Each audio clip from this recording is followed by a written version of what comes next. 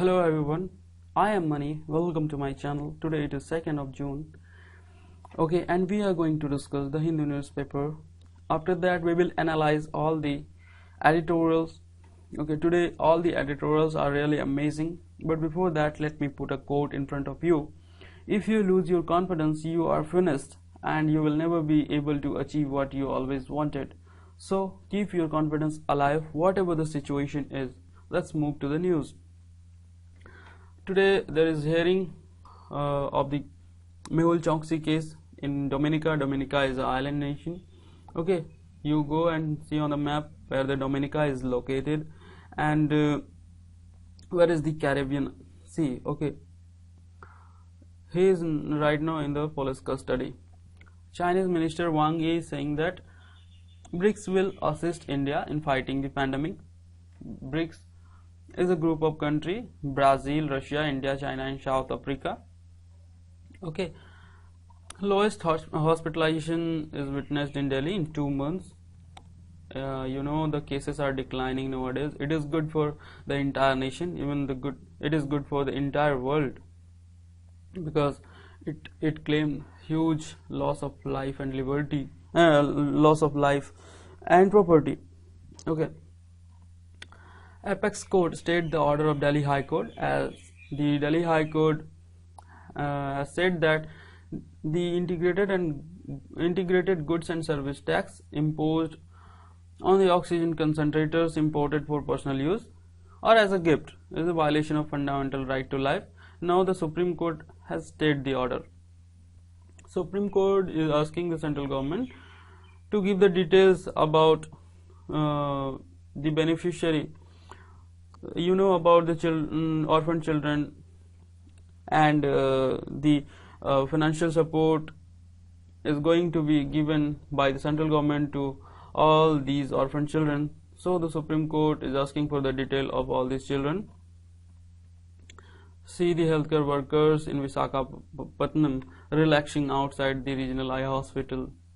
Okay, as the cases are declining, only 5 patients are admitted in this hospital who are COVID infected. Okay, Delhi High Court is asking the central government, questioning the central government on not prioritizing youth for vaccination. As you know, central government has said that central government is going to give the funding or going to inoculate the people who are only 45 and plus, and state government has to inoculate the 18 and plus population on its own.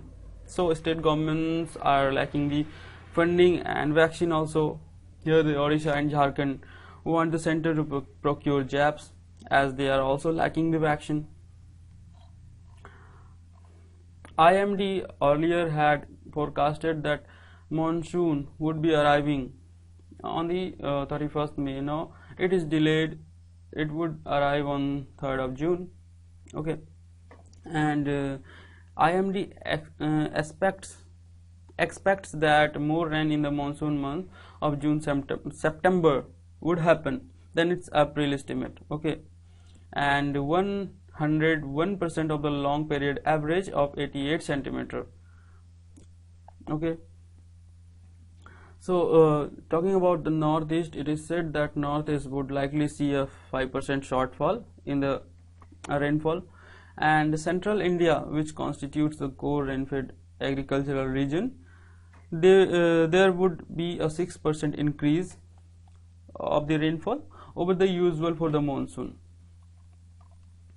Okay, talking about the exam of 12th class student. Now the CBSE and CISCE scrapped the class 12 exam, and it was reviewed by the Prime Minister.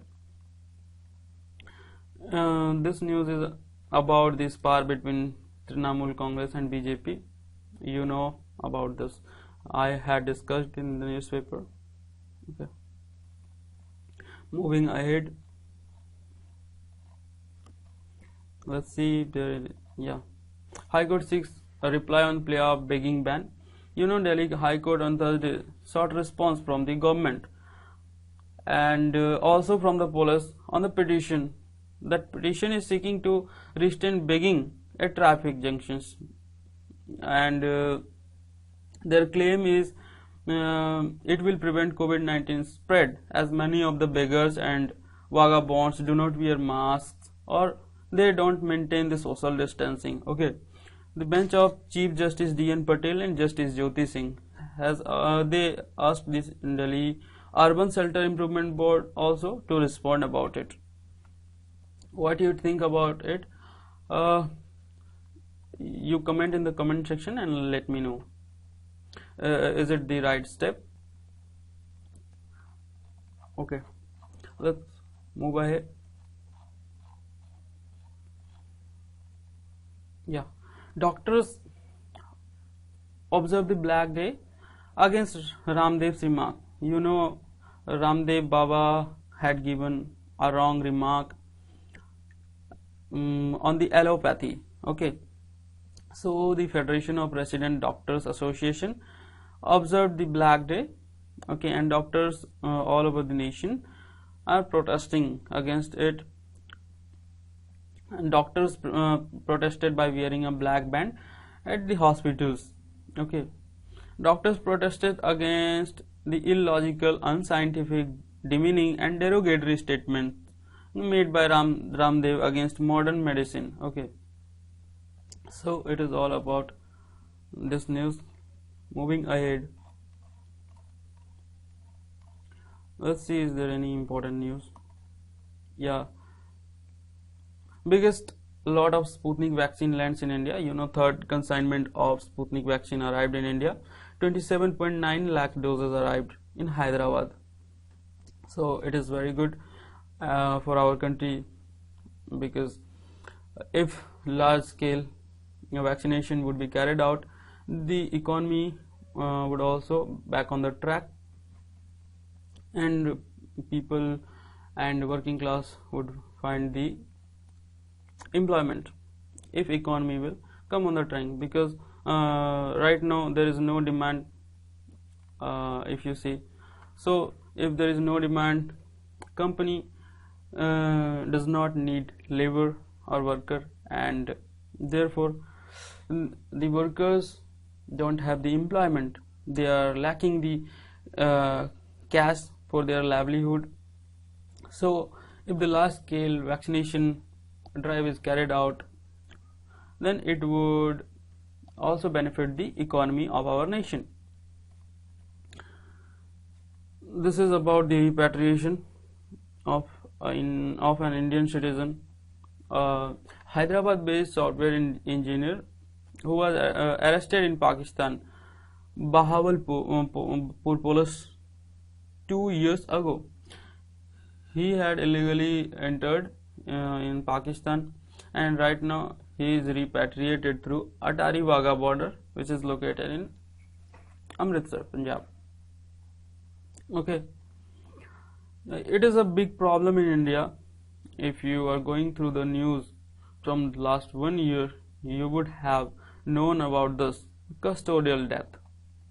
So it is curse for our country. In many cases, Supreme Court has also ruled that it should not be done. Kerala government recently permitted the prosecution of 5 police officers who are accused in the custodial death of Rajkumar in the Nidu Kandam police station in 2019, and it directed police chief to dismiss the officers from the service also.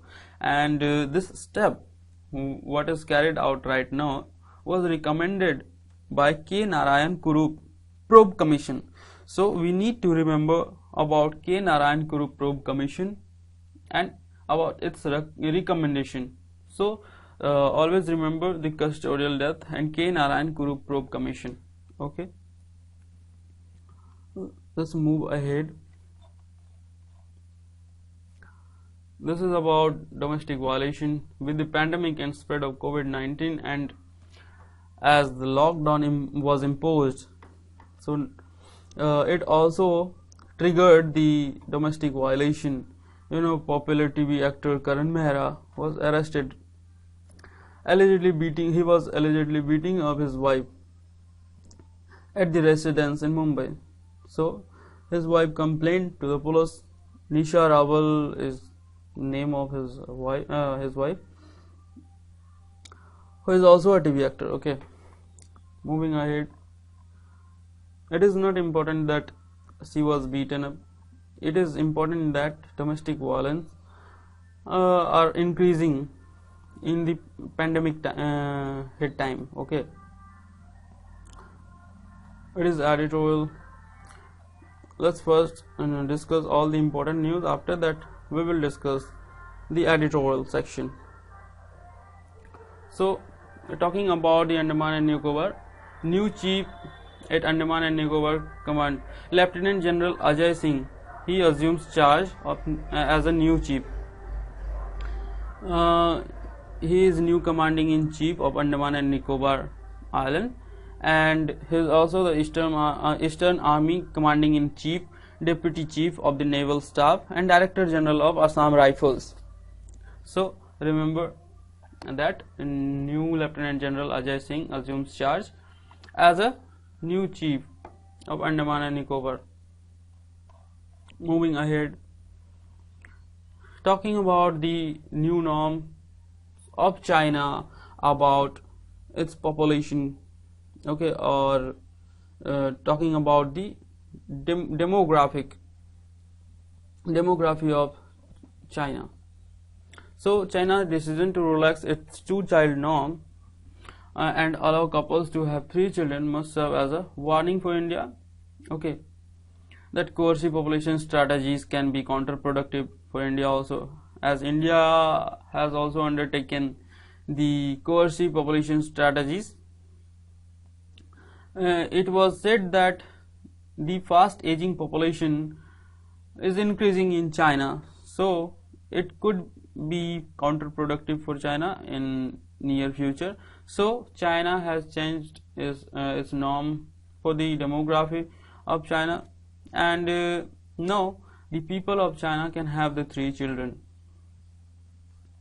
Okay, so here it is said that if India is also carrying out this type of strategy to control the population, it can be counterproductive also. It is talking about Lakshadweep. You know about the Lakshadweep. New legislations are brought in Lakshadweep for the development, and all the experts are criticizing the legislations brought in Lakshadweep.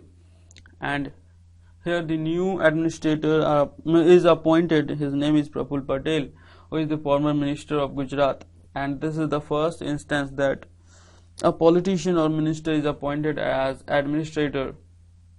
If you see the history, only the bureaucrats are appointed as administrator in the union territory, and all the policies like ban on the cow slaughtering and beef, and person having more than 2 children would not be eligible to contest in panchayat election. So these types of legislations are brought in Lakshadweep, and these are heavily criticized by the experts. Talking about NGT, National Green Tribunal orders UP government to take action on illegal sand mining. Okay, so NGT, National Green Tribunal, came into being in 2010, and India is the 3rd country to establish the National Green Tribunal, or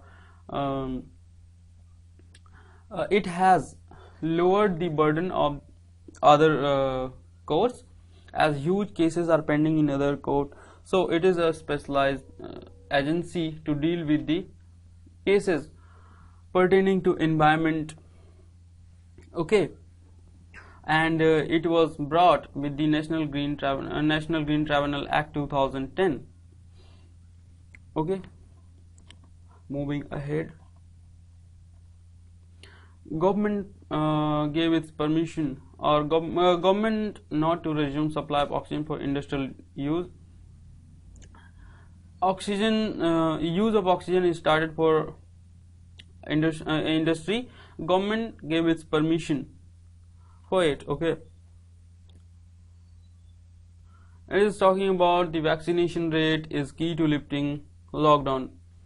If the large scale vaccination drive is carried out, then only it would be beneficial, or it would be sensible to lift the lockdown. Otherwise, the virus can again spread and it can prove to be disaster.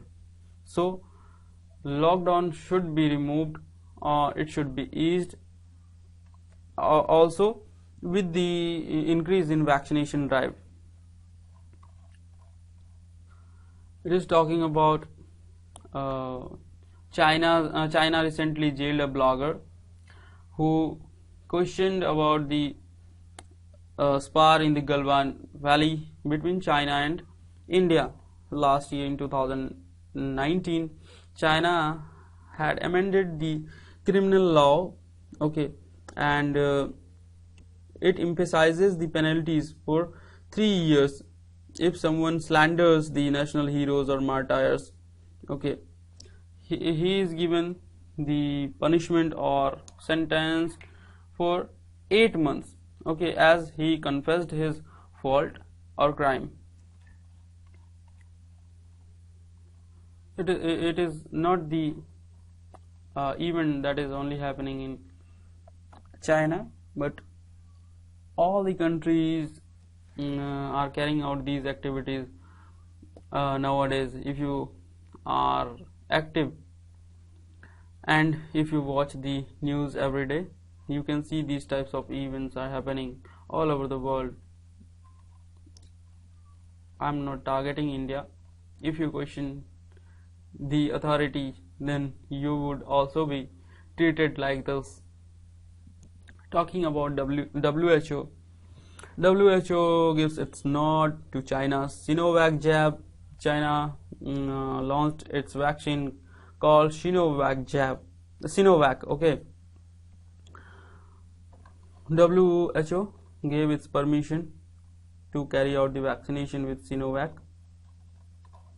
Moving ahead, Moody's cuts GDP forecast. Agency sees economy expanding by 9.3% in financial year 2022 versus earliest estimate of 13.7%. So the GDP is contracting. Let's move ahead. Sugar output. Earlier, you would have also seen in the news that sugar production is increased and sugar is going to be exported to Pakistan. Right now, it is talking about sugar output climbs to 305.7 lakh ton. Data of January to May exports at 45 lakh ton.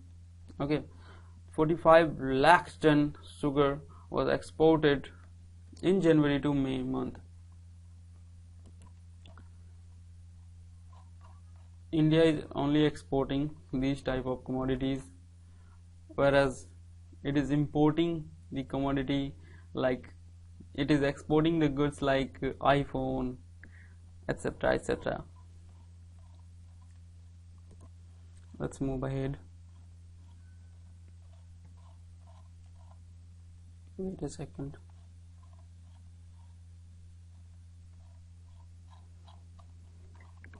Let's see, is there any important news? I think this is the last page. Let's move to editorial page directly. Okay, because we don't have any other news which are important to discuss. So these are the editorial. First is talking about the creation of job and boosting economies along with vaccination, and this one is talking about China's new population control norm and demographic interventions, and this is about child labor, and it is talking about COVID diplomacy 2.0 carried out in the second wave of COVID-19, and this article is talking about the surge in FDI flows and did it benefit India. it is talking about monetary policy and is it effective, taking note of the pandemic, and should government also focus more on the fiscal policy. This is all about, so we will discuss it. You can see the cartoon. Government is saying that COVID drugs are arriving, treatment is going to be enhanced, private vaccination is also going to be carried out, unemployment is increasing, and fuel prices are also increasing. So these are the things which are depicted in this picture. It is talking about Right to Information Act and transparency. Okay, so let's discuss first about this article, and let me zoom it so that you can see it clearly. Wait a second, 1 minute. Yes, let's discuss it. It is talking about vaccination should be carried out with creating jobs and boosting incomes, okay, to sustain the economy. Recently, national income estimates released by National Statistics Organization, okay, which found that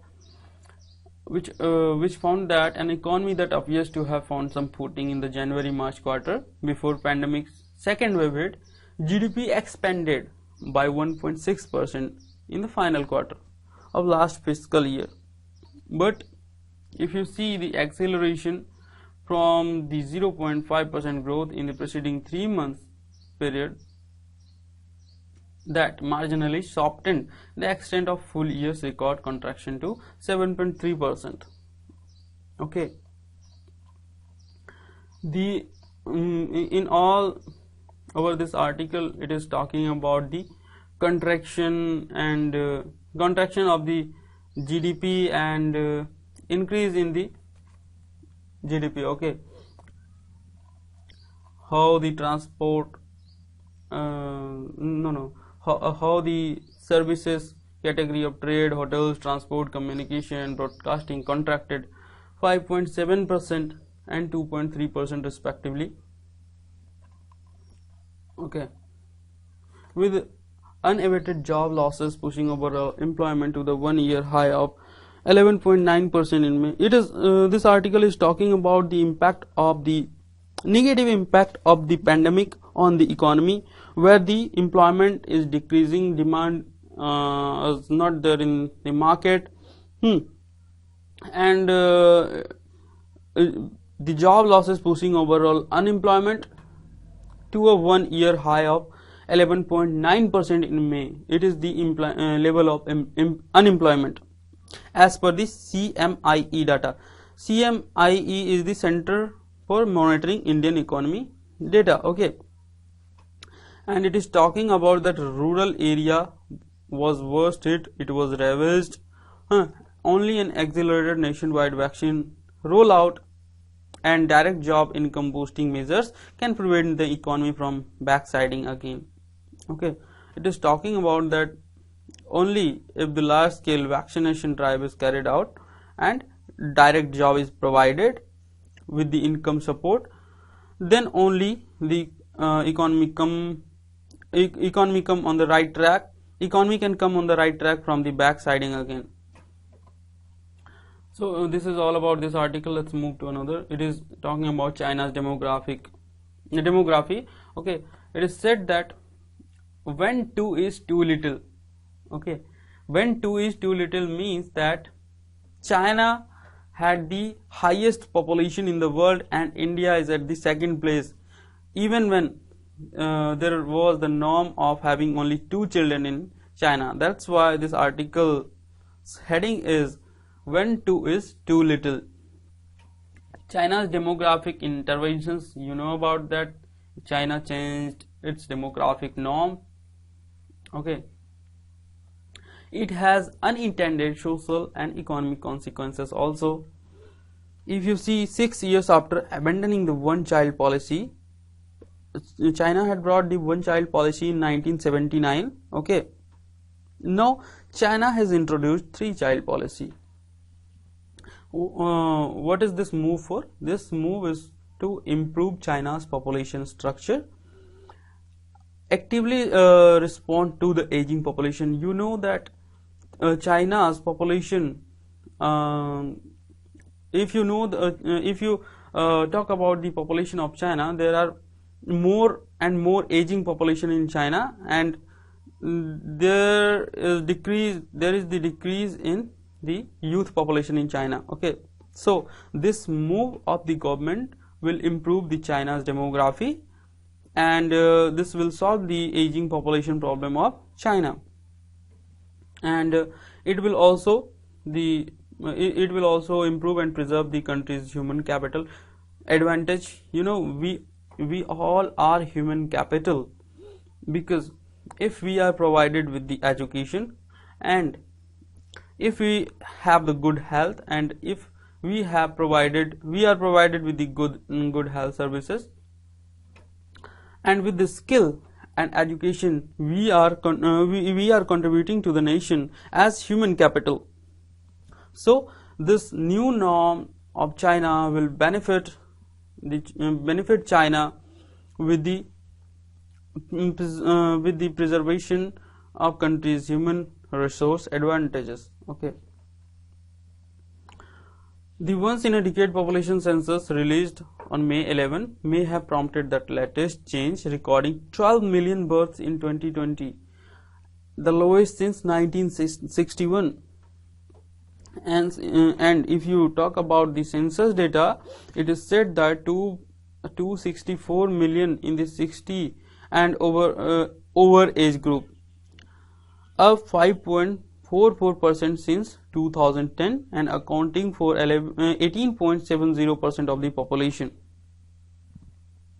It is talking about after one child policy, China's fertility rate fell from 2.75 in 1979 to 1.69 in 2018, and with the decrease in the fertility rate, the youth population was also decreased. Then China had brought the two-child policy. Okay, moving ahead, two-child policy introduced in 2015. Okay, and one child policy was introduced in 1979. Okay, explaining why the measures did not boost birth rate. Okay, economists Jin Zhangfeng, Pan Xiun, and Zheng Zile wrote last year the two-child policy substantially increased the number of second child births among those less sensitive to child-rearing costs, but substantially decreased the number of first child births, attributing it to rising costs. You know, it is talking about that when the two-child policy was brought in 2015, number of second child birth was increased, but the parents were less sensitive to child rearing costs, because it puts burden on the parents, because it is a huge burden on the parent, because parent has to take care about the education cost and child rearing costs. Talking about born by prospective parents rather than simply relaxing or even abolishing birth quotas, the latest announcement did acknowledge those broader structural problems. And what is the problem? Problem is that the latest announcement did acknowledge those broader structural problems, that pledging to reduce family spending on education. Now it is taken into account that the spending on education is huge burden on the families, and now it is also taken into account, and they are pledging to reduce family spending on education. Therefore, to increase the youth population in China. It is underlined that the current reward and assistance system and preferential policies for those following rules continue. Okay, family planning bureaucracy remained in place, and this week's statement underlined that the current reward and assistance system and preferential policies for those following rules continue. Okay. Even leaving aside the strong moral argument against intrusive family planning, enforcement has meant forced abortions. You know, when this only 2-child norm was brought in China, there was the cases of forced abortions, sterilizations, and other abuses also. And if you talk about the abuse, it was mostly in the Muslim majority area of China. You know about the Xinjiang region of China. It is Muslim community dominated area, and there are so much persecutions done by China to this Muslim community in this region, and they had to face the abuse because of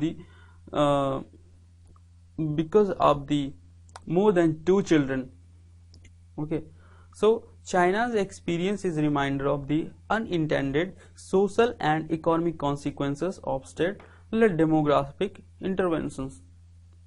There was huge social and economic consequences faced by China. Therefore, China had to intervene in the demographic norms to improve its demography and to preserve the human capital. This is all about this article, which is talking about China's demography.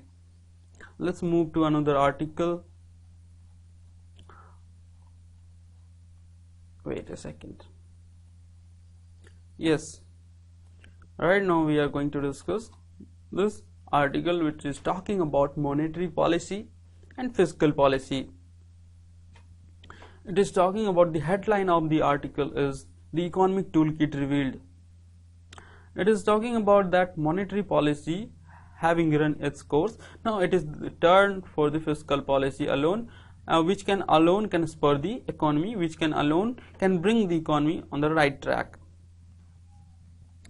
If you see the data or report, reading the Reserve Bank of India's RBI's annual report for 2021, economists is driven to rethink. Economists are compelled to rethink why India today needs its central bank more than ever before, because central bank gives the huge stimulus package to the central government every year, and this year also central government secured huge package from the Reserve Bank of India. So therefore the Reserve Bank of India or central bank is very significant for our country.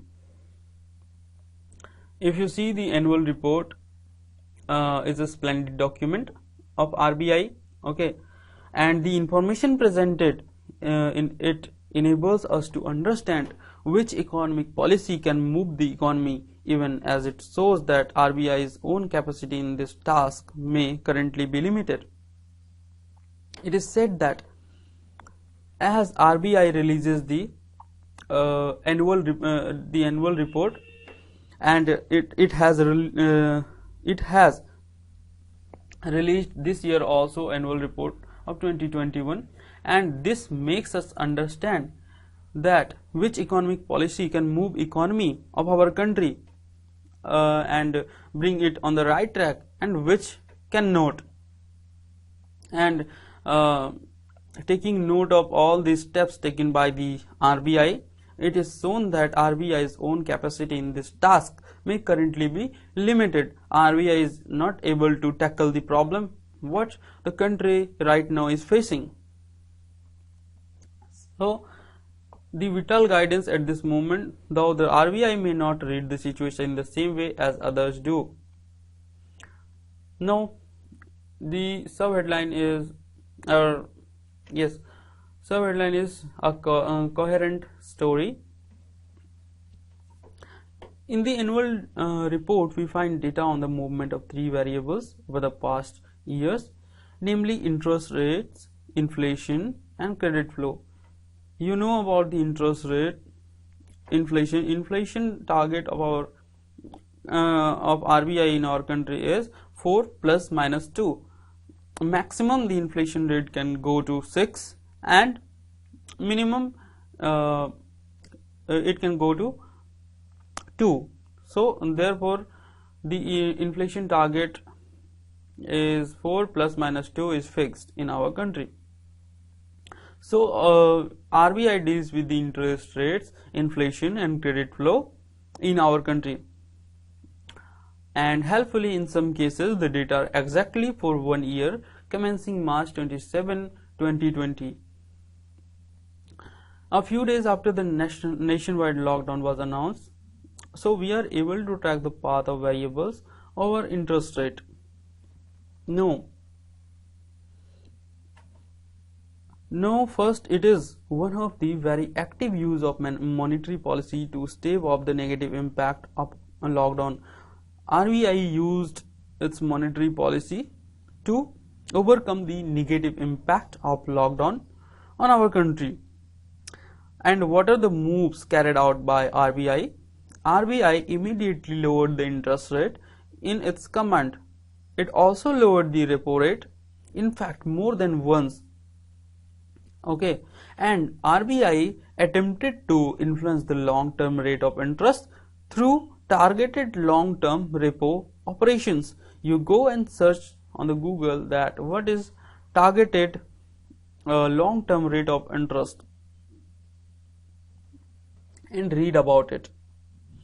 If you don't know about the inflation and what is the inflation target in our country, credit flow, you go and read about it. These are more important than this article. You should know about all this, then only you will be able to understand the whole article and whole picture in the article. So in order to encourage investment, RBI carried out all this and taken these moves. Okay, and now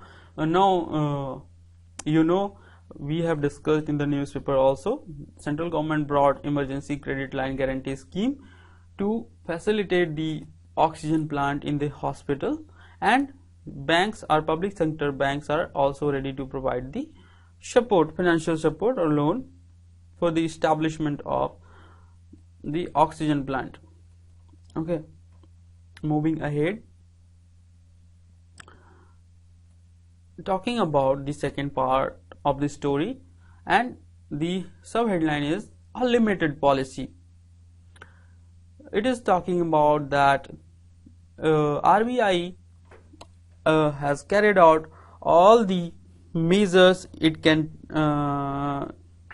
could take, but it is not successful in spurring the growth of credit and thus economic activity. And in the following year, credit growth slowed further, remaining barely positive for industry, and other sector was worst hit because it was highly industry sector was heavily dependent on bank credit. And if you talk about the non-food credit, to get the picture, non-food credit to this sector grew by mere 0.4% in 2021. Okay, it is not as if the reduction in the central bank's interest rate actions did not have an impact on commercial bank lending rates, which too declined for all the sectors of the economy. Thus, the so-called transmission mechanism worked. The lockdown did set off such a movement. We see replicated in India the global history of Great Depression. It is talking about, it is taking the reference from the Great Depression of 1930s. If you are not aware about the Great Depression of 1930s and why it was caused, then you go and search on the Google the Great Depression of 1930s and read about it. and it also took reference of the Great Recession of 2000, when monetary policy was ineffective and was not able to control the negative impact on the economy. So it is talking about that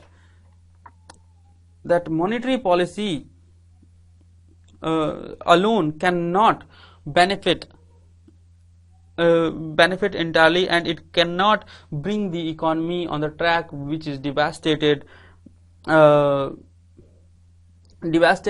right now it is devastated with the pandemic. Okay. Now, here after the lockdown, and contrary to the global pattern, the inflation rate has risen well beyond the target, and you would be aware about this, that as I have said that the inflation rate is 4 plus minus 2, and if maximum it can go up to 6, but that it went beyond the target of 6. So this article is talking about that inflation rate has risen well beyond the target, and it cast the doubt the ability of the monetary policy to control it. So monetary policy alone is not able to control the impact on the inflation rate and the rise in inflation. So what is the solution?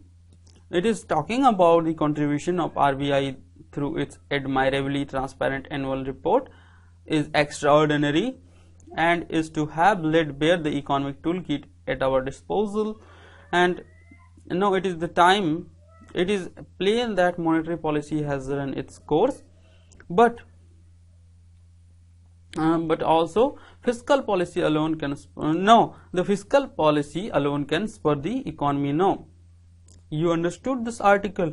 It is said that in this article that monetary policy has carried out and taken all the measures what it could take, but it is alone not able to bring the economy on the back track, okay, on the right track. It is not able to control the inflation rate, and therefore it is the time that fiscal policy can alone spur the economy. So this article was written by Pulapre Balakrishnan, and he teaches economics at Ashoka University. Let's move ahead and discuss the another article.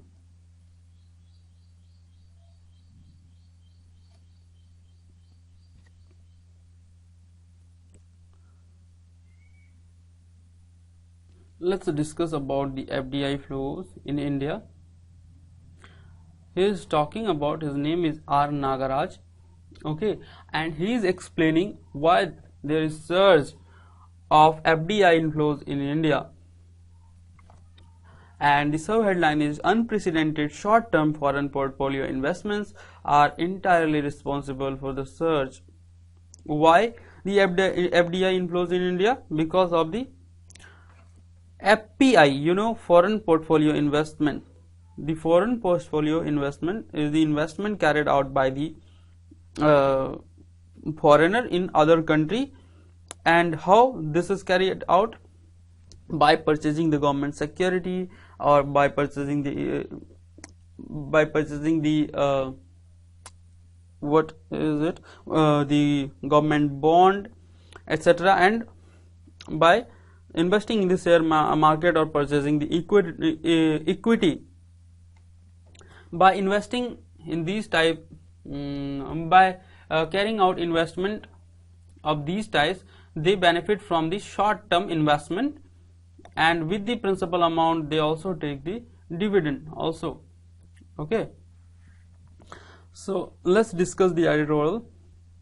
Total foreign direct investment, he is talking about the FDI inflow in 2021, that is $81.7 billion, and it is up to 10% if you compare it with the previous year, and which is reported in recent Ministry of Commerce and Industry press release. And I have discussed about NGT, National Green Tribunal. National Green Tribunal comes under Ministry of Environment, Forest and Climate Change. Okay, and talking about FDI, it comes under the Ministry of Commerce and Industry. Okay, and the report was released by Ministry of Commerce and Industry in the press release, and it further added measures taken by government on front of foreign direct investment, policy reforms, investment facilitation and ease of doing business have resulted in increased FDI flow.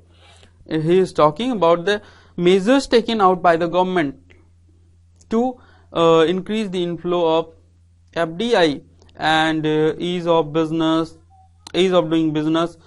All these measures taken by government increased FDI flow into our country. He is also talking about a short press release which highlighted industry and state specific foreign investment figures. Okay, moving ahead, these all are data, you don't need it, and if you want to read it, go and read the newspaper on your own. Okay, and he's talking about what is repatriation, why is it so significant. FDI inflow increasingly consists of private equity funds. Yeah, I have discussed it, that FDI, what is FDI? FDI consists of private equity funds, okay, which are usually disinvested after 3 to 5 years to book profits. Foreign people, like I am a foreigner and I purchased the equity in a private company in other country. Okay, and what I will do after purchasing, I will leave it for 3 to 5 years as it is, and after 3 to 5 years, if I want to take back what I invested, then with the principal amount what I had invested, I will also get the dividend or the profits what the company earned with my investment. Okay, so the FDI inflow FDI inflow consists of private equity funds which is disinvested after 3 to 5 years to book profits. In principle, private equity funds do not make long-term greenfield investment. It is talking about the FPI, foreign portfolio investment, or FDI inflow which are carried out for the short term. It does not bring the desired result, or it does not benefit the government of India to make long-term greenfield investment. Okay, because it is short-term investment and taken after few years, like 3 to 5 years. So now it is talking about that FDI by India or outward FDI from India, direct investment to India has barely risen to 0.8% in 2021 over the last year. Okay, now move ahead.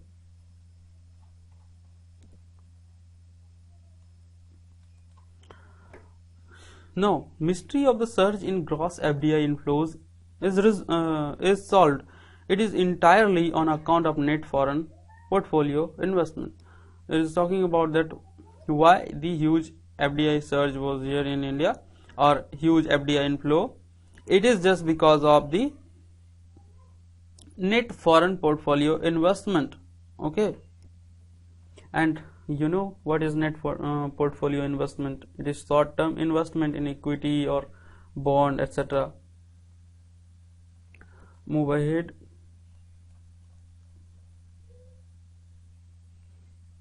Wait a second.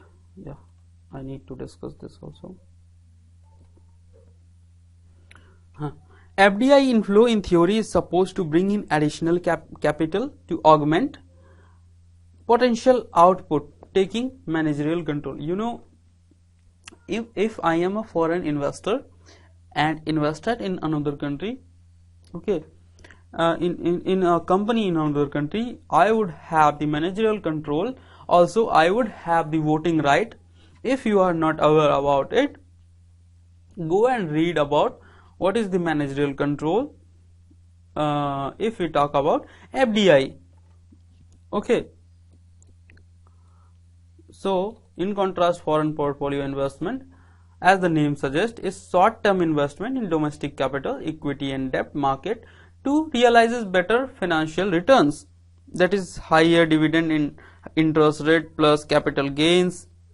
But the conceptual distinction have blurred in official reporting, showing an outsized role of FDI and its growth in India. This article is talking about that it was not differentiated in the official report, that what is the difference between FDI and foreign portfolio investment, and what is its role in the growth of India. So this is the argument in this article. Move ahead, and now it is said here that on account of pandemic and economic lockdown, BSE Sensex nearly doubled from about 26,000 points on March 23, 2020 to over 50,000 on March 31, 2021. Huge investment was carried out during the lockdown period. Okay, and it was growing and growing. If you see the data, it was 26,000 point earlier in the March, and it increased 23, and it increased over 50,000 on March 31st, 2021. And it is said that the earnings per share is among the world's highest. Okay, this modest contribution is the sub headline, and let's read about it. Thus, the surge in total FDI inflow during the pandemic year is entirely explained by booming short-term FIIs in the capital market. It is said FDI inflow during pandemic, what has occurred, is entirely explained as the booming short-term. What is FII? FII is for foreign institutional investment. Okay, in the capital market, you go and read about it. What is foreign institutional investment? You will get a rough idea about it. And when after having all this, after having the idea of all these terms, you would be able to understand all these articles in better manner. And the writer is going to sum up now. It is said that, to sum up, Commerce Ministry press release claims an unprecedented surge in gross foreign capital inflow of 81.7 billion in 2021.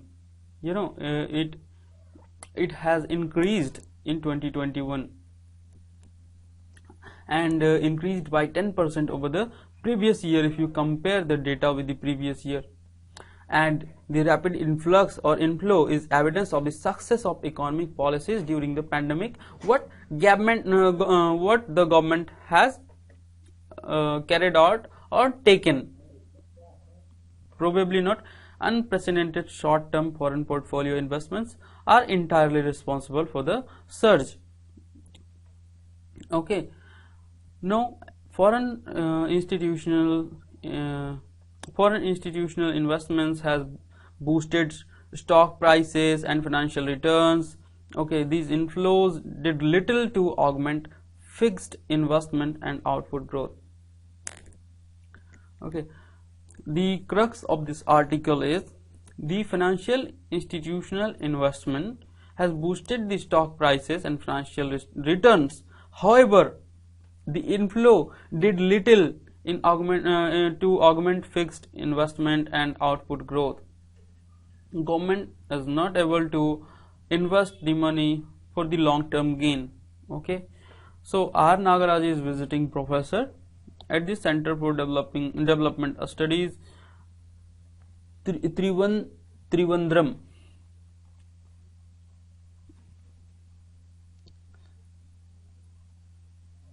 You know, the most of the article writers belong to the South India.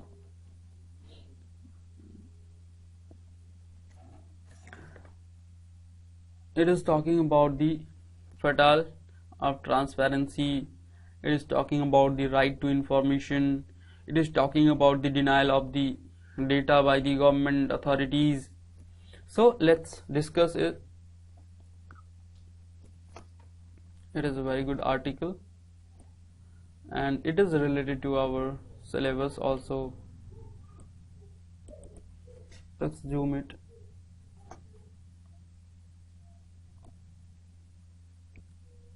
Talking about the secrecy on the pandemic policies, and that aggravates a crisis. Okay, the article is written by Aniket Aga and Chitran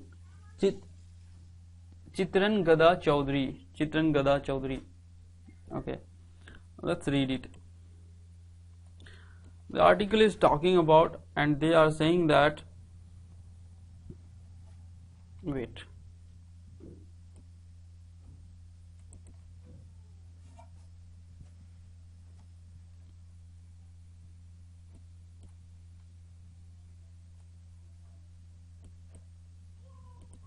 yes, this article is talking about that in August 2020 Modi government constituted National Expert Group, and I think you would be aware about this because I have also discussed in the previous discussion that a National Expert Group is constituted, and it is entrusted with the responsibility of vaccine administration for COVID-19. Okay,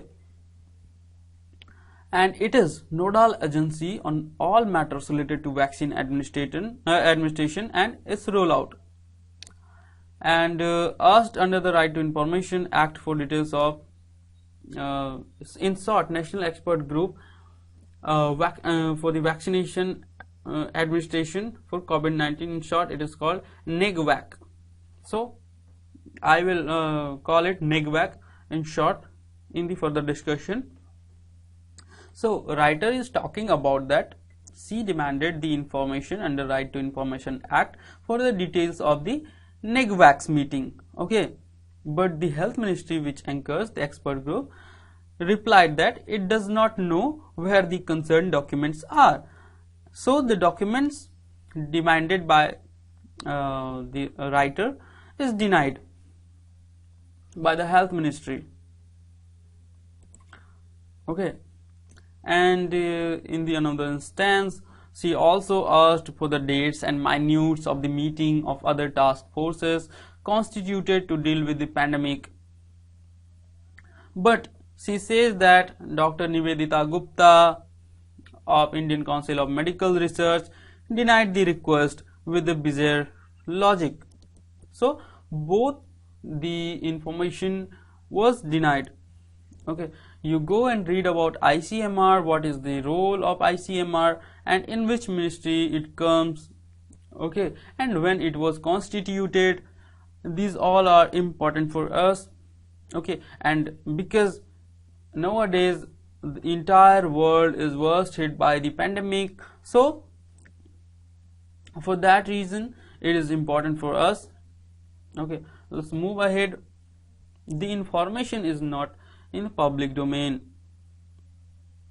Yeah, it is said that when the information demanded about the dates and minutes of meeting of other task forces to deal with the pandemic, but the Nivedita Gupta of Indian Council of Medical Research denied.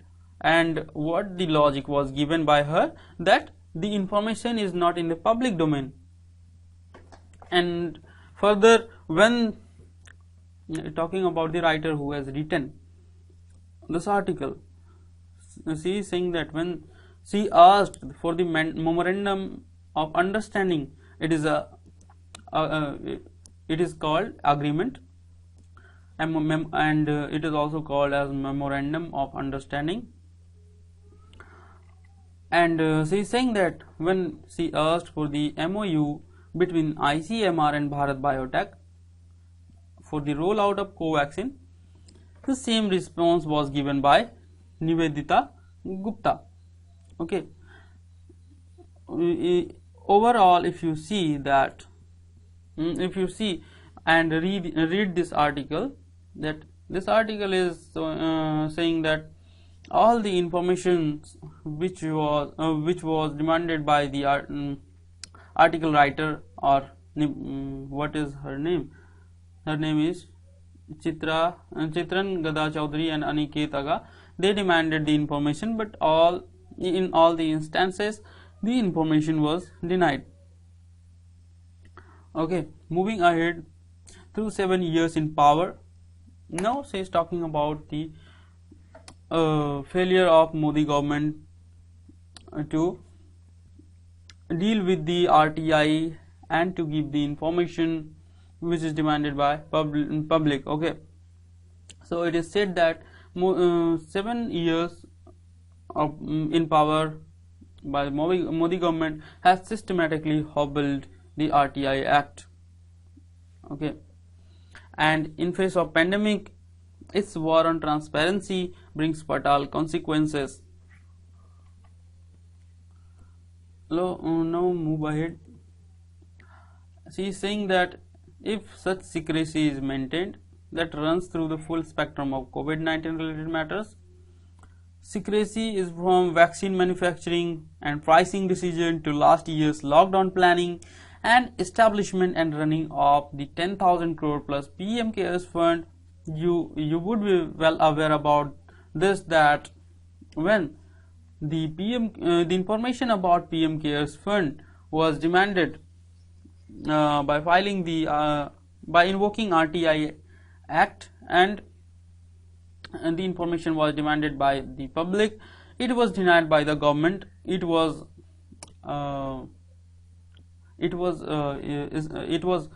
very significant news in the newspaper also. Okay, let's move ahead.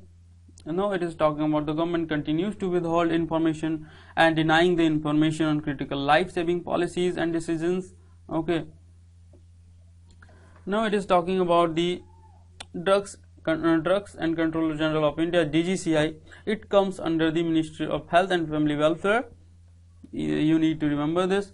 So it is said, when the Drugs Controller General of India approved Covaxin, until today Bharat Biotech has not published peer-reviewed interim efficacy analysis from phase 3 clinical trial. Okay, and DGCI has denied RTI requests about its decision to grant emergency approval to Covaxin and Covishield, claiming that information about efficacy and safety constitutes confidential commercial information. When the information about the efficacy and safety of the vaccine of Covaxin and Covishield was demanded by the petitioner, that then it was denied on the ground that information about efficacy and safety constitutes confidential commercial information, and this is the logic given by DGCI. Okay, now moving ahead, and DGCI keeping secret decision making on what it called a 110% safe vaccine.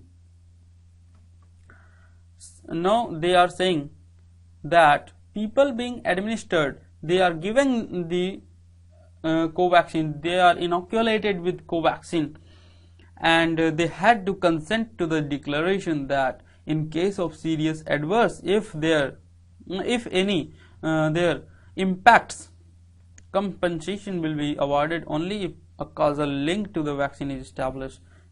You understood this? It is talking about that when you would be administered with the Covaxin, okay, first you have to give the consent in the declaration that if there is any serious adverse impact because of the vaccination, then a compensation award would be given to you only after if you establish a link between the fatality and vaccination. Let's move ahead.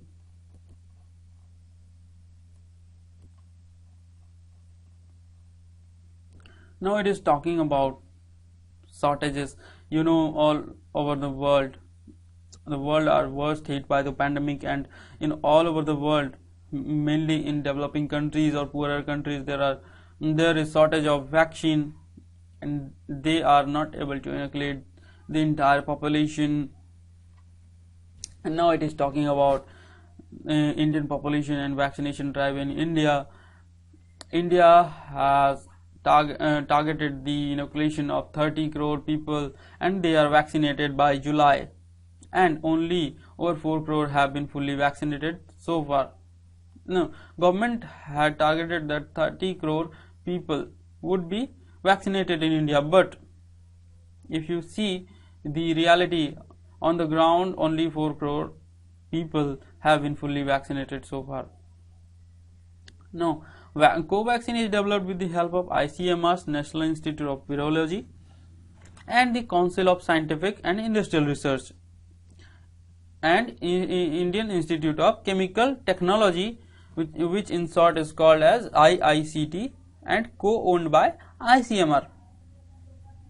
So, taking note of all these industries or agencies like NIV, National Institute of Virology, ICMR, Council of Scientific Industrial Research, and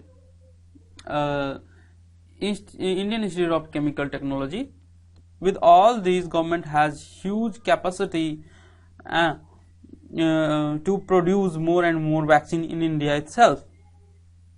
Its production is the easiest for the government to ramp up, and massive vaccine production capacity in public sector is lying idle. But it is not.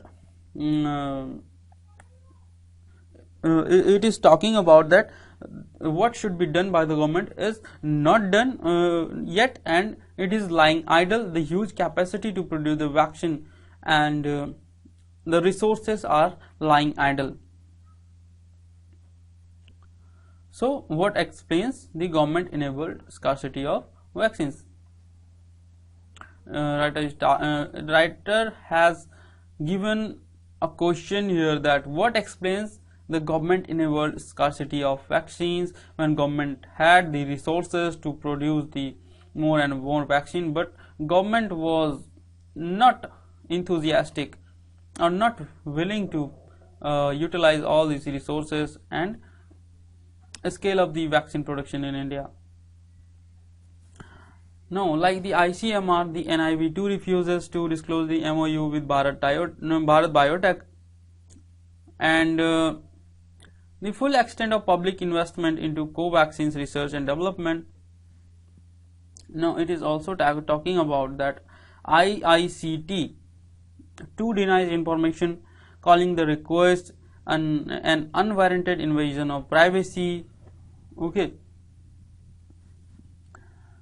Now it is talking about that Covaxin in the private hospital hugely charged, and it is very expensive vaccine in the world, and it is charged with 1200 rupees a dose in the private hospital, and over this ICMR is earning 5% royalties on the vaccine, you know. And other scraps of information are public only thanks to Supreme Court. They are thanking the Supreme Court because Supreme Court is hearing the matter. So Supreme Court has taken the suo moto cognizance of suo moto PIL on the pandemic. PIL is public interest litigation. Okay. Now moving ahead, the government's summary dismissal, not just violation. It is talking about the government's summary dismissal of or denial of the information is just not just violate citizens' fundamental right to information, but it also push RTI request into an appeal process that can take over 2 years. If you file the RTI right now, it can be delayed up to 2 years also. And it is said that because of all these problems, time and resources go waste of the citizen while approaching the Information Commission, and high courts to access basic information. So government should take the step to render the information to the public in a timely manner, so that time and resources of the citizens are not go waste. Okay. Now it is talking about information black hole. In effect, effective planning and administration cannot occur in a dark. Okay, it has to be revealed, and experts attribute the death toll and suffering is just because of mismanagement and lack of preparation as much as virus itself. And it is said the secrecy which is maintained by the officials is undermining the capacity of scientists, public health and policy experts to provide timely feedback and suggestion to the government. If it is said that if there is any problem in the policy taken by the officials, and if it is not able to deal with the problem, if it is in the public domain, then scientists, public health officials and policy experts can give the suggestion to the government, and then government can frame the policy which can prove to be effective. But what is the point here, that the secrecy is maintained by the official and information is denied, and it is undermining the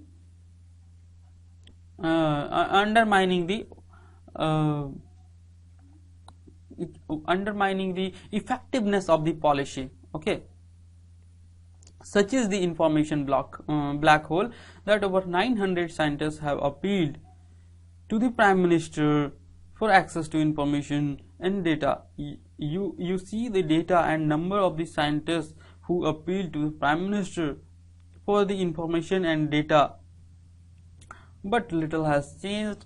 Government again and again denied the information. Now it is suggested that Supreme Court should order the government to suo motu disclose information related to COVID-19 policies, so that all the stakeholders in the country and all the experts like in the health sector or scientists, they can provide the suggestions to the government on the policy making or policy formulation. They requested the Supreme Court. Okay, and they said that it is in line with the section 4 and 7 of the RTI Act, which deal with proactive and urgent disclosures with consequences for life and liberty. And she quoted Amartya Sen argument here, that argued that mass hunger and death do not occur where information flows freely. Ditto for pandemic management. She written the same is the pandemic management, that Amartya Sen argument is relatable here in this pandemic time, where the government should take note of it and also release the information in the public domain. Aniket Aga teaches Ashoka University. Chitran Gada Chaudhary is a journalist on the editorial board of Article 14. You go in the part 3rd of the Constitution. If you have Bear Act, if you have downloaded in the mobile, if you don't have, you download the Bear Act in your mobile and go in the part 3rd of the Constitution and see what is the Article 14 all about. Let's move to another article. Wait a second. We have discussed this monetary policy and fiscal policy. We have discussed the surge in FDI flows, then transparency and RTI,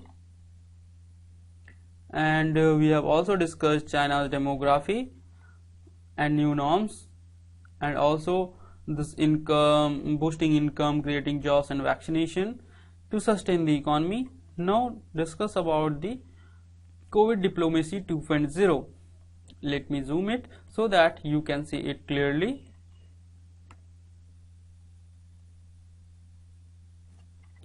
Yes, her name is Suhasini Heather. She has written this article which talks about COVID diplomacy 2.0. Let's explore it. What is it all about? She is talking that Prime Minister Narendra Modi's word on Buddha Purnima.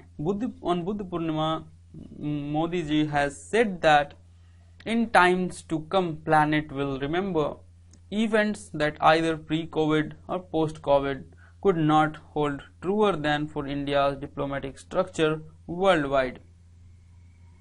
Now, while the focus in 2020 during the first wave of the pandemic, in the first wave, during the first wave of the pandemic, Government of India was all set to export the COVID medicines and vaccine to other nation also, especially the developing nation or poorer nation.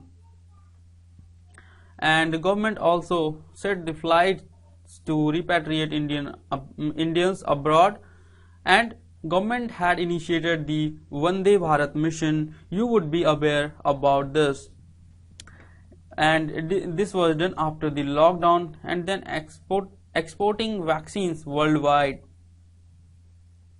And to bring the or to repatriate the Indians from the foreign country, government initiative was Vande Bharat mission, and to export the vaccines worldwide, government had initiated the Vaccine Maitri program, but it was changed just after the arrival of second wave.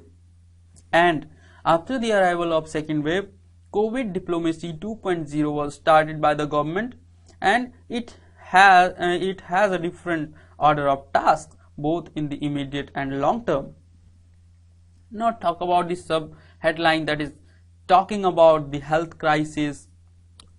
Now let's explore it. The immediate imperative was to deal with the oxygen and medicine shortage. In this after the arrival of second wave of COVID-19, there was huge shortage of oxygen and medicines in our country, and because of this, it claimed the huge lives of thousands in a matter of few weeks across the country.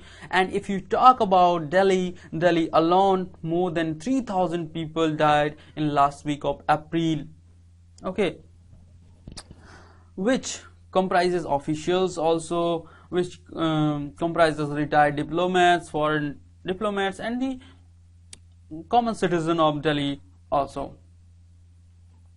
Now, Ministry of External Affairs has had to deal with internal health concerns when there was shortage of oxygen and medicines, etc., while galvanizing help from abroad for others, because India was lacking the resources and it was not able to deal all these problems alone, so it had to ask for the help from the other country also.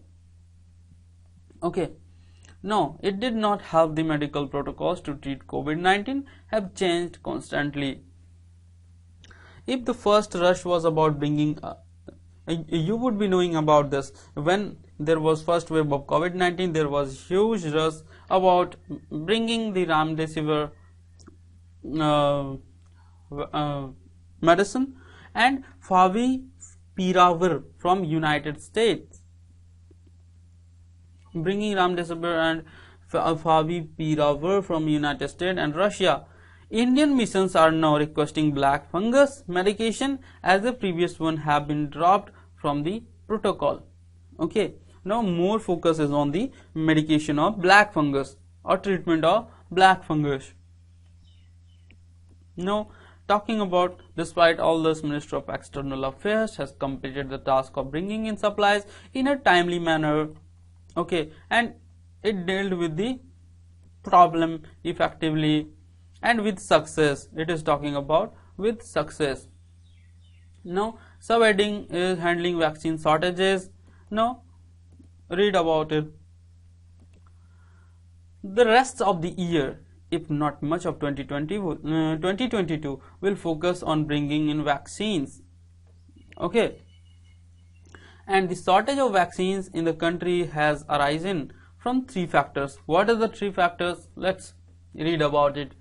The first factor is the failure of government to plan and place procurement orders in time. Okay, government did not order for the procurement of the vaccine in timely manner. It was failure of government. It is the first factor for the shortage of vaccine. Next, move to the second factor. Failure of the two India-based companies to produce vaccine doses they had committed to. Okay, companies were unwilling to produce the vaccines. And the third one is Ministry of External Affairs focus on exporting, not importing vaccines between January and April this year.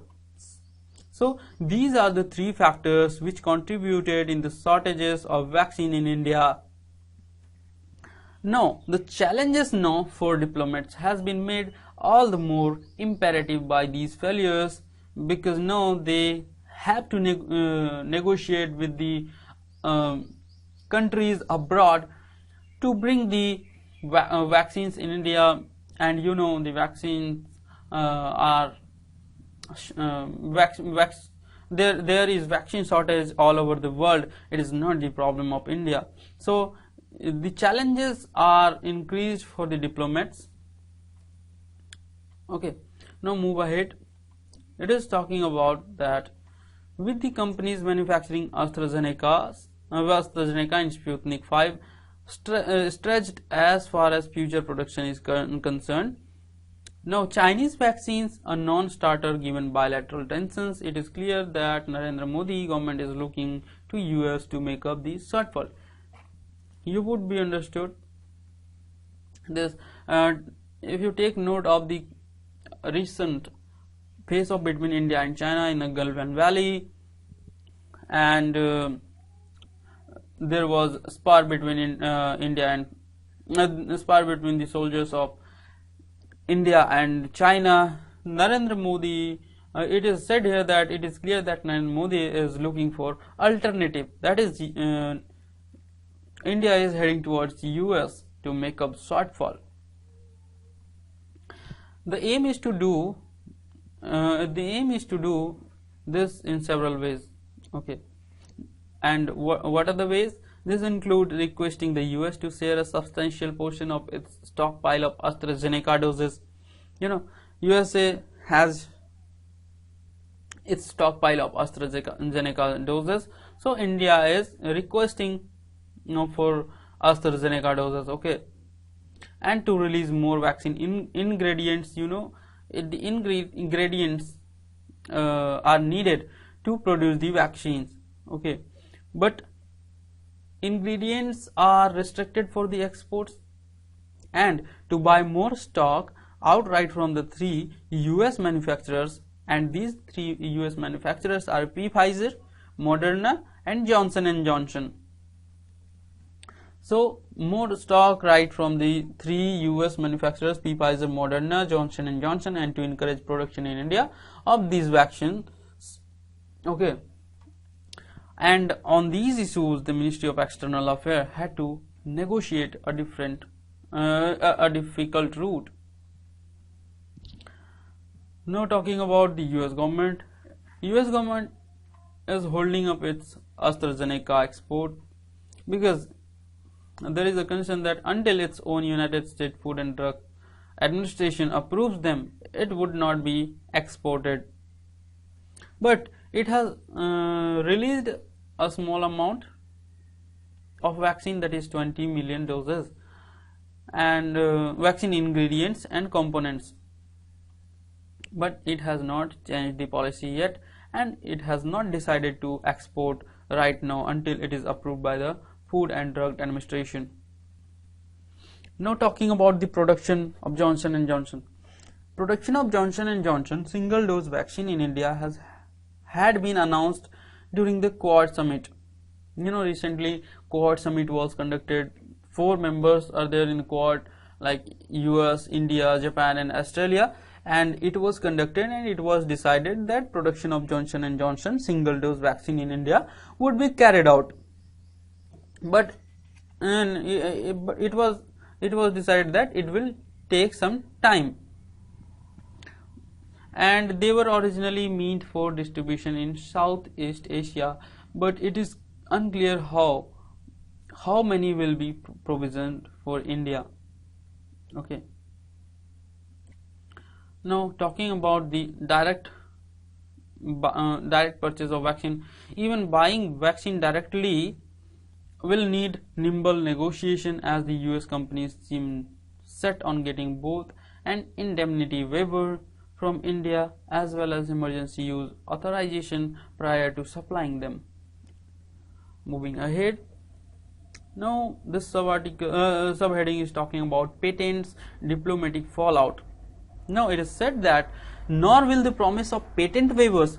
You would be knowing about this. Recently I had discussed this in the newspaper that India and South Africa both jointly demanded that the TRIPS waiver should be given for the production of vaccine, okay, COVID vaccine, and US has supported this, but some of the European countries opposed it, like Germany. You would be knowing that Germany has opposed it. Okay, so it is said that nor will the promise of patent waivers from India's joint proposal at the World Trade Organization reap early benefits. Okay, despite the support from US and despite support from the world leaders like US, Russia and China, all these 3 countries supported the waiver. But many countries are still holding out on the idea of freeing up intellectual property rights on vaccine. At least they are opposing it to hold out at least for 3 years, you know, and that could ultimately hold up proceedings at the WTO, because you would be aware about this, that WTO works by consensus. Okay, if consensus fails, that the demand would not be fulfilled. Okay, now talking about the third big challenge for Indian diplomacy. The third big challenge is to manage the fall of the vaccine collapse. Okay, if you talk about domestically, the government has defended its decision to export more than 66 million vaccine doses to 95 countries between January and April this year. 11 million were grants from India and 35 million were commercial exports. 20 million were sent as a part of global co-vaccine coalition commitments. Okay, now it is said that all exports were stopped as soon as cases in India began to soar in the second wave. Okay, both India's neighbors and partners in Africa as well global agencies, so many countries, especially developing countries or our neighborly countries like Bhutan was heavily dependent on India for the COVID-19 vaccine. Okay, now read about this. Both India's neighbors and partners in Africa, Africa is also a developing country and very poor country, and Africa was also dependent on the export of vaccine from India. Okay, global agencies were also depending on India for vaccine, but they have been left in the lurch and in between by the government's failure, because government was not able to fulfill the requirement of the India's population itself, then how it could be able to export the vaccine to the other country. Okay, government was not able to balance its vaccine budget in India, and it was completely failure, and it proved to be disastrous. Now, most egregious, if you see, most egregious case is that of Bhutan. I have discussed it, that Bhutan was heavily dependent on India for the vaccine of COVID-19.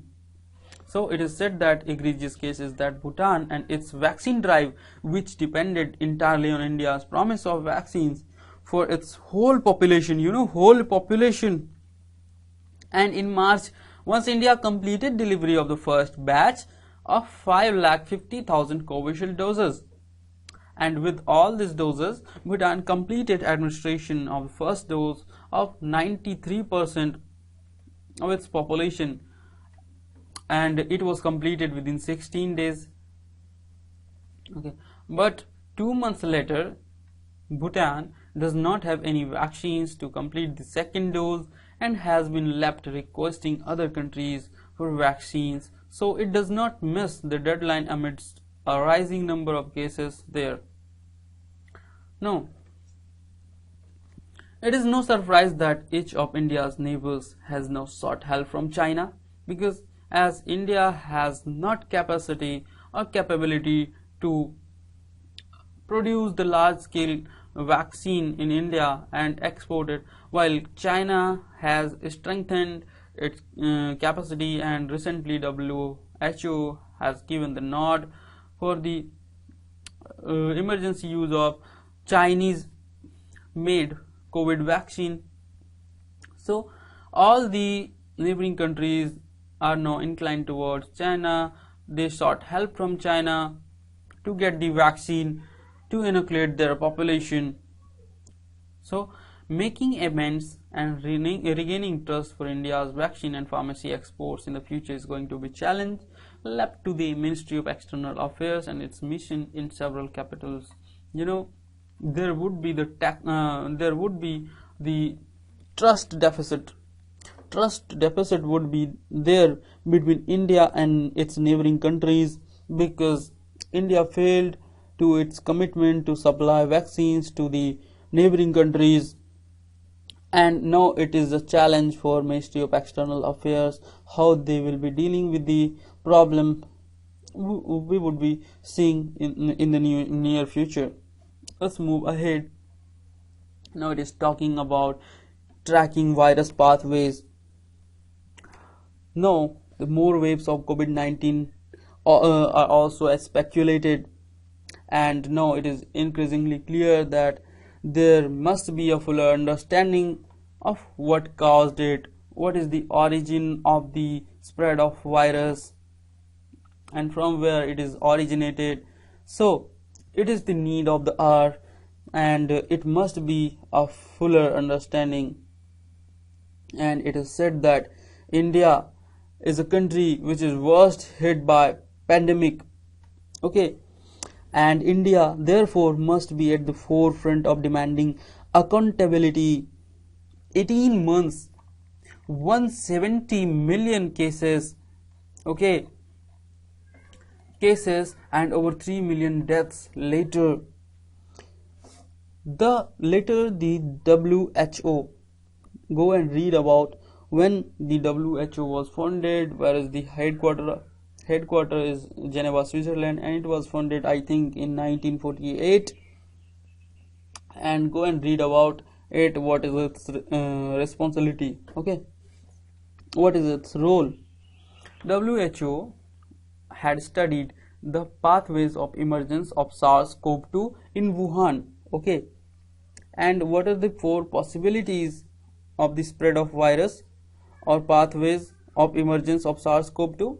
There are 4 possibilities. First, direct zoonotic transmission. You know about the zoonotic transmission. Zoonotic transmission refers to the transmission of the virus from the animals to the human. Like if you are rearing a cow, you have a cow.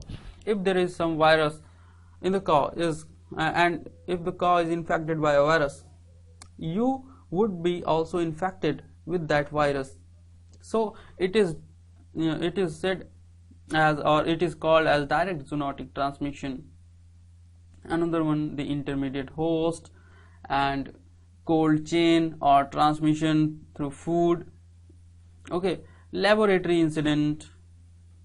Now, while WHO concluded the fourth pathway is extremely unlikely, now scientists and agencies around the world are now calling for more research, and there should be transparency from China also, particularly what are the activities going to be carried out in the Wuhan, and what are the activities occurred or happened in Wuhan Institute of Virology. Now Beijing appears adamant, it is refraining and on blocking these studies, and even the US appears to have dragged. You know why US appears to have dragged its feet on conclusive finding? Because there is the possibility that US National Institutes of Health, US's National Institutes of Health had funded some of the Wuhan Institute's research, and its Office of the Director of National Intelligence decided last year to discount the jab leak theory. That means leave aside the jab leak theory or lab leak theory. Okay, so US is unwilling for the transparency or for the further research, and it is also dragging its feet back from the lab leak theory. Okay, moving ahead, talking about on regulation, talking about India, which now began to speak up on the issue, and India must call for the more definite answer, and also raise its voice for a stronger convention to regulate any research that could lead by accident or design to something as diabolical as the current pandemic. And towards the end, it is said that it is necessary to revamp, okay, the 1972 Biological Weapons Convention. You go and read about this convention, what is it all about. And it is a convention which was designed in 1972, and it is formally known as the Convention on Prohibition of Development, Production and Stockpiling of Bacteriological, Biological and Toxin Weapons and on their destruction. And it is to institute an implementation body to access treaty compliance and build safer standards for the future. And talking about the India and its seat as a non-permanent member at the United Nations Security Council, it is said that India could seek to regain the footing what it has lost by not exporting the vaccines to the neighboring countries or to the world. It can regain the confidence and trust. Regain the footing what it has lost over the past few months of COVID-19 mismanagement. How? By taking a lead role in ensuring the world is protected from the next such pandemic and it is not repeated again. So this is the all about this article. Let's move to another article. Okay, I hope you are getting it. Now this article is talking about child labor. This is also an extraordinary article and we will read about it intensively. Let's zoom it.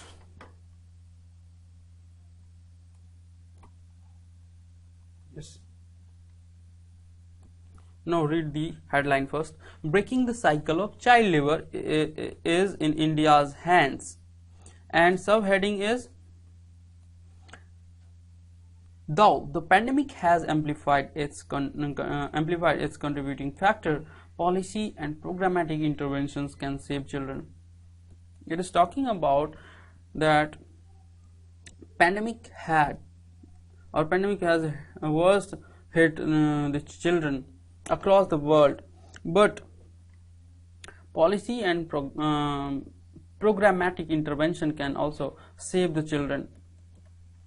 Okay, let's zoom it.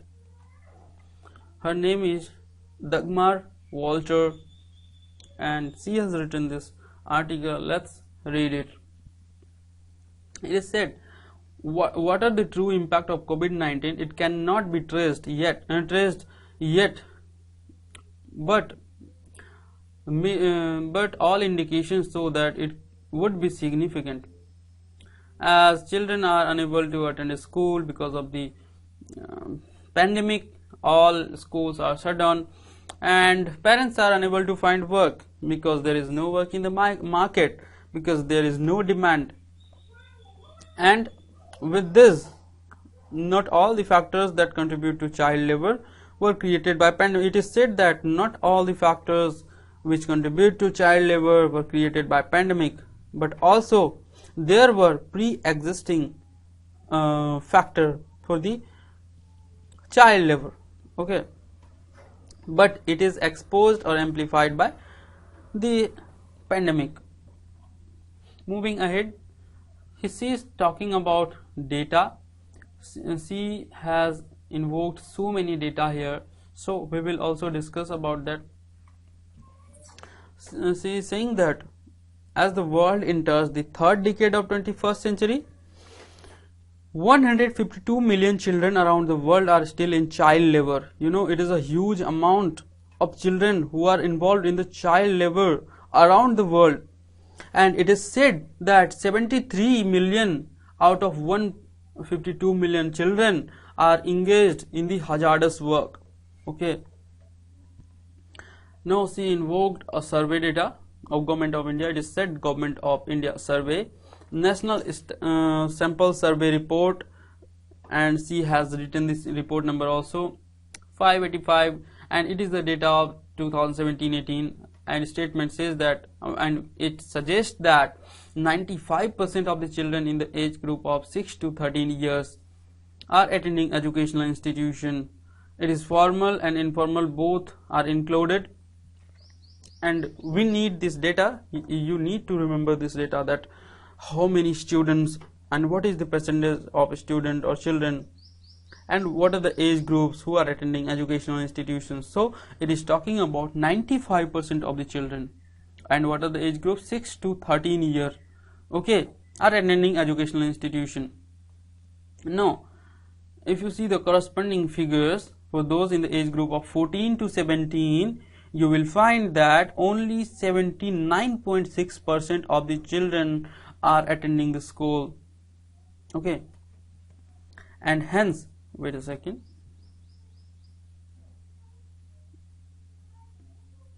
yes,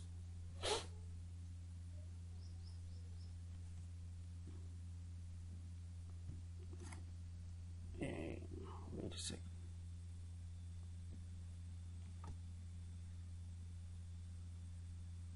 yes, hence a large number of children in India is remain vulnerable. You see the data. If you talk about the age group of 14 to 17 years, only 79.6% children are attending school, and rest of the children are not attending the school, and the rest of the percentage of the children who are not attending the school is a large number of children in India, and they remain vulnerable, and they are also facing physical and psychological risk to healthy development. Okay, now again, if you talk about the census of India 2011 and reports of it, 10.1 million working children in the age group of 5 to 14, wait a second, 5 to 14,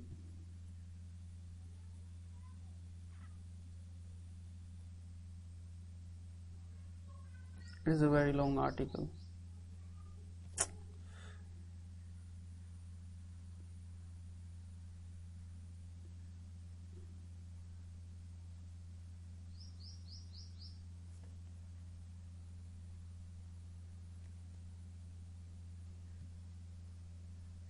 Wait a second, bro. 5 to 14 out. What is happening?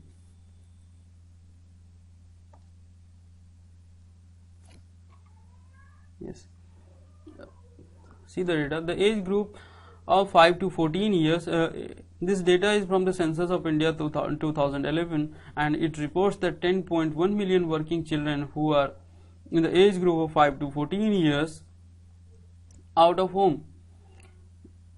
8.10 million.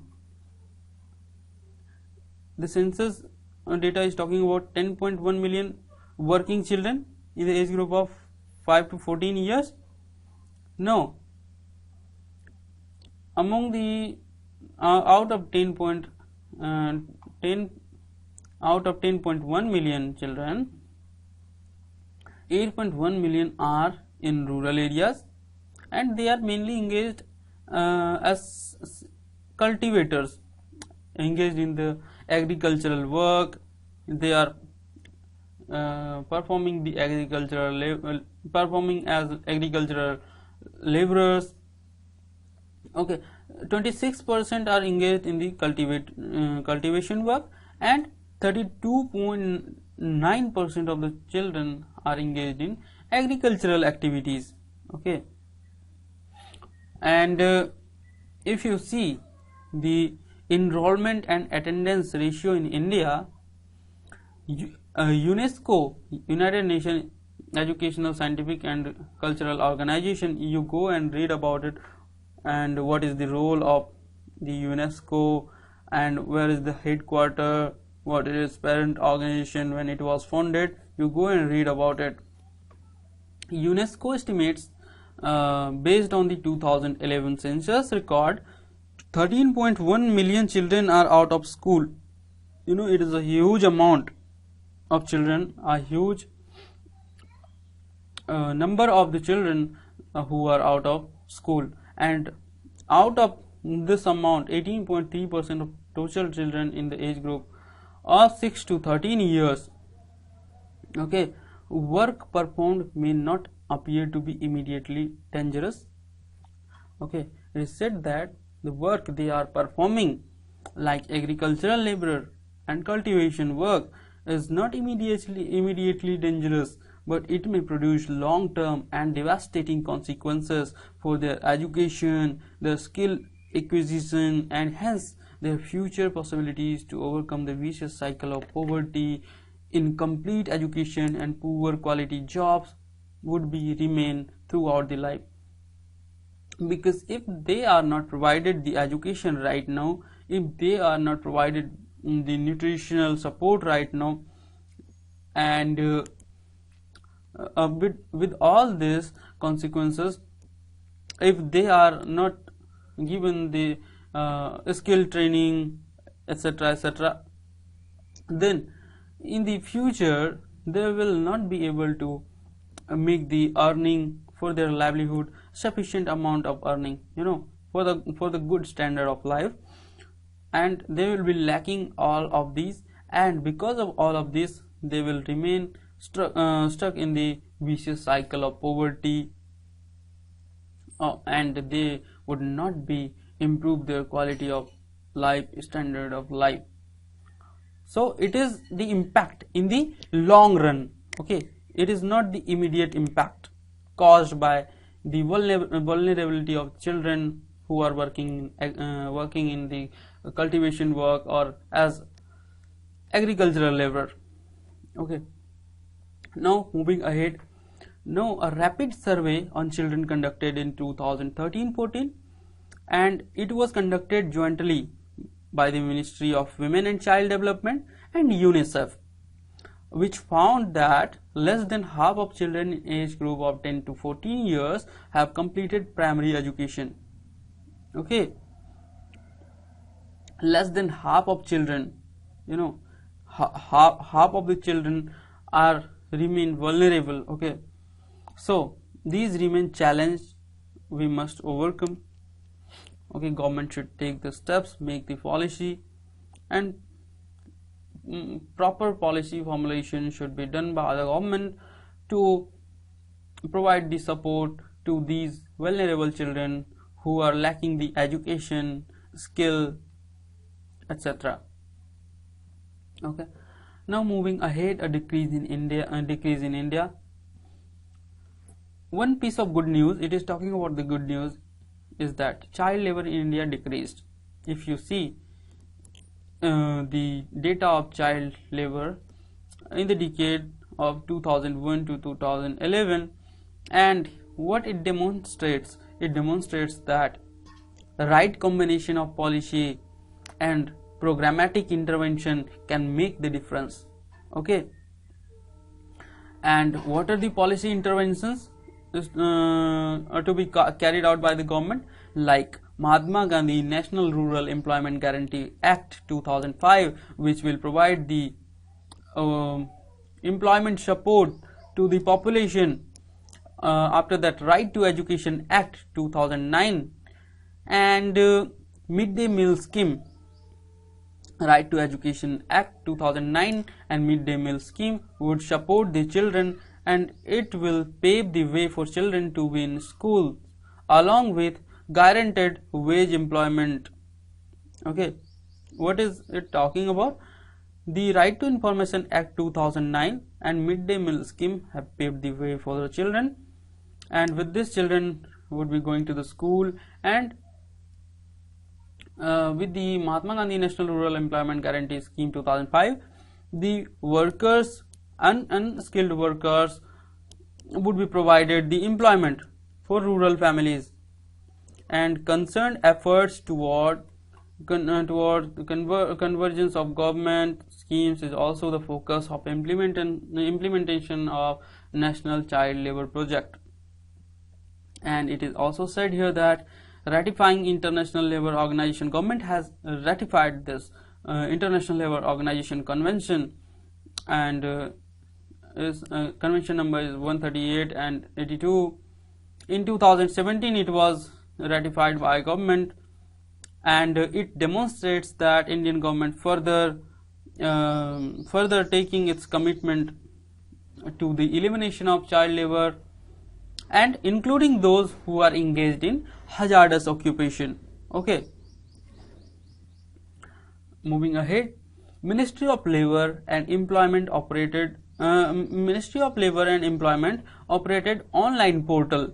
This is the portal. If you visit this website, you will take into the portal www.pencil.gov.in. This is the website for the portal, and this portal allows government officials, law enforcement agencies, non-governmental organizations to share the information. Also, they can coordinate on child labor cases at the national, state and local levels for effective enforcement of child labor laws. Okay, while child labor has declined in India, if you see the past decade globally, estimates indicate that the rate of reduction was slowed by 2/3 of the most recent 4 years. If you see the past 4 years, the rate of the reduction in the child labor has slowed down.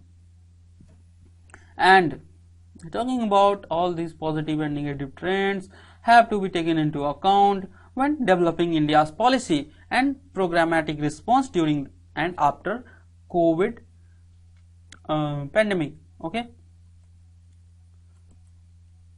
let's move ahead. Now talking about the challenges in education, it is said that with the arrival of the pandemic, there is closure of schools and challenges of distance learning, and with all these children may drop out, leaving little scope for returns unless affirmative action and immediate actions are taken. It is said that because of the pandemic, country was hit with the COVID-19, and it resulted in the closure of schools, and it posed the challenges of this distance learning, and with all this children may drop out, leaving the little scope. If the children are dropping out from the educational institution, they could never return, and there is less scope for their return unless government takes the immediate action and provides the affirmative support to all these types of children. Okay, and now it also created one more problem, that is digital divide. You know, most of the children's 70 to 80% of the people are engaged in the informal sector, you know, and they have very marginal earning, and many of the children, because of it, many of the children in the country cannot afford the device for the online learning or digital education. Even they don't have the access of internet connection. Okay, and with all this, it creates digital divide between the privileged and marginal section of the children. And India has to reconcile all this within the next several years. National Sample Survey Report number 585, titled Household Social Consumption on Education in India, suggests that it is the data which was released in 2017-18, and it says only 24% of Indian households had access to internet facility. You see the data, only 24% of Indian households had access to internet facility, and proportions were 15% among rural households and 42% among the urban household. And large section of the society, or large amount of children, are left apart, especially in rural India. If you see rural area, only 15% people are having the internet facility. Okay, let's move ahead.